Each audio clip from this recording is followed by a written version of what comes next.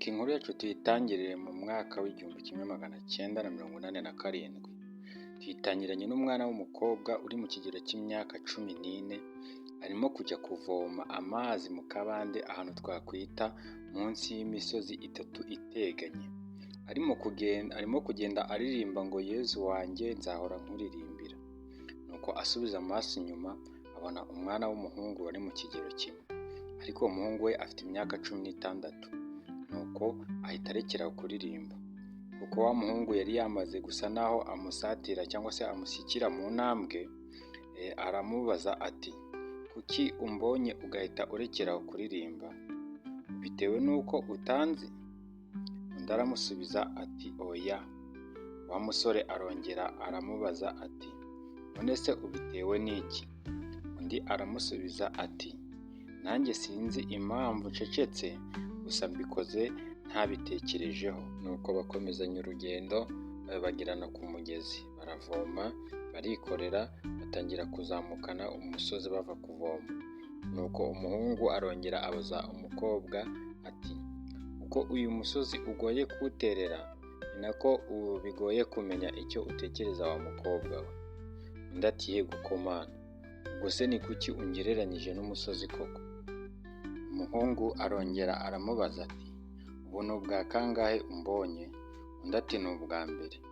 Undi nawe ati, none se umuntu mwamanukanye umusozi mukagerana ku iriba mukavomana amazi, mukaba murimo kuzamukana umusozi, utaranamubaza uti ko ntakuzi naha uri uwahe cyangwa se witwa nde? Undi aramusubiza ati, nari kubikubaza mbonye tugiye gutandukana.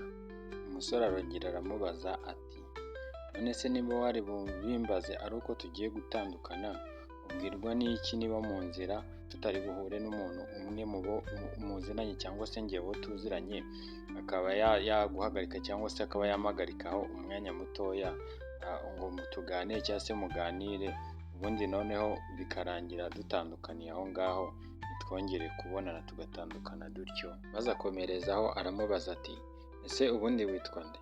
Undi ati nitwa Uwamariya. Nuko umuhungu ahita yiyamira cyane ati, izina ni ryo muntu koko?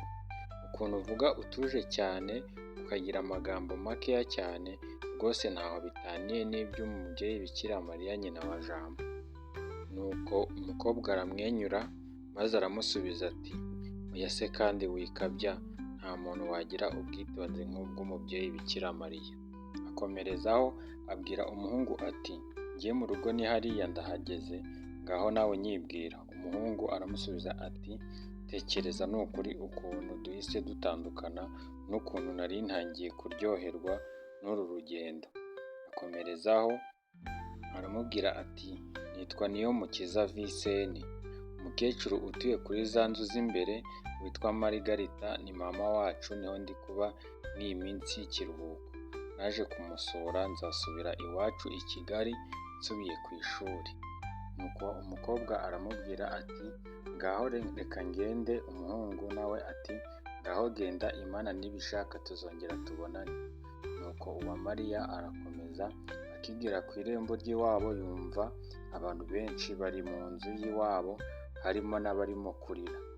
Nuko umutima uramukuka, atura amazi azanye, yinjiye mu gikoni ngo abe ariho ashyira amazi azanye, asanga nyirasenge ariho yicaye arimo kurira.